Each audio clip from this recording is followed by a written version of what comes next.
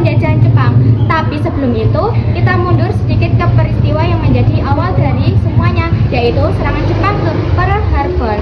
Pada tanggal 7 Desember 1941, Jepang melancarkan serangan besar-besaran ke pangkalan Angkatan Laut Amerika Serikat di Pearl Harbor, Hawaii. Serangan mendadak ini menghancurkan banyak kapal perang dan pesawat milik Amerika serta menewaskan ribuan tentara. Tujuannya, Jepang ingin menguasai wilayah Asia dan Pasifik untuk mendapatkan sumber daya alam seperti minyak, karet, dan logam yang mereka butuhkan dalam perang. Setelah serangan ini, Amerika resmi menyatakan terhadap Jepang, dan Perang Dunia pun luas ke kawasan Asia Tenggara, termasuk Indonesia. Awal masuknya Jepang ke Indonesia. Penjajahan Jepang di Indonesia dimulai pada tahun 1942. Sebelum Jepang datang, Indonesia masih dijajah oleh Belanda selama lebih 3 abad. Namun kekuatan militer Jepang dengan cepat berhasil mengalahkan Belanda di Asia Tenggara, termasuk Indonesia. Pada 8 Maret 1942, Belanda secara resmi menyerah kepada Jepang di Kalijati, Subang, Jawa Barat.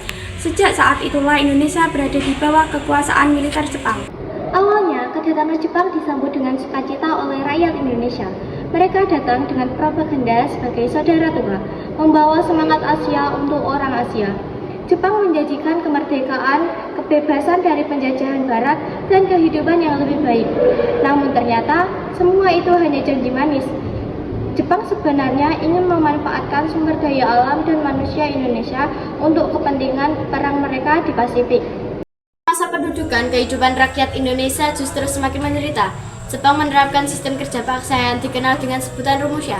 Tujuan rakyat Indonesia dipaksa bekerja tanpa upah untuk membangun jalan, rel kereta, jembatan, dan benteng pertahanan. Banyak di antara mereka yang meninggal karena kelaparan, penyakit, dan kekerasan. Selain itu, bahan makanan sulit didapat, harga kebutuhan pokok melambung, dan rakyat mengalami kelaparan berat. Kebebasan berbicara dan organisasi dibatasi. Semua media dan sekolah diawasi ketat. Bahkan untuk mengontrol rakyat, Jepang membentuk Tonarigumi, yaitu kelompok pengawasan antara warga. Masa penjajahan Jepang penuh penderitaan, ternyata ada sisi positif yang tidak bisa diabaikan. Jepang mulai melibatkan orang Indonesia dalam berbagai bidang pemerintahan dan militer.